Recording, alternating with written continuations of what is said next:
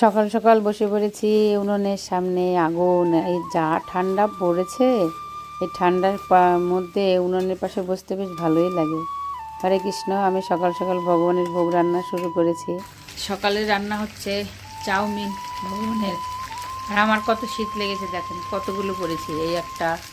এই একটা প্রচণ্ড শীত, প্রচণ্ড শীত।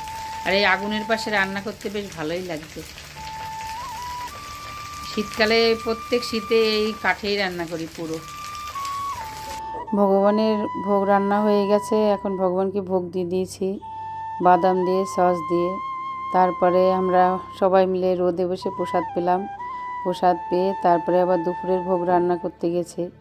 আজকে খুব সিম্পল রান্না করব। ভগবানের ভোগ দেওয়া হয়ে গেছে, আপনারাও ভগবানকে ভোগ দর্শন করুন আর ভগবানের ভোগও দর্শন করুন। খুব সিম্পল রান্না করেছি আজকে করেছি লাউ, ধনেপাতা, মুগ ডাল দিয়ে, আর হচ্ছে চাটনি, আর হচ্ছে গাজর, আলু, সিম, ফুলকপি সব দিয়ে একটা ভাজা। হরে কৃষ্ণ।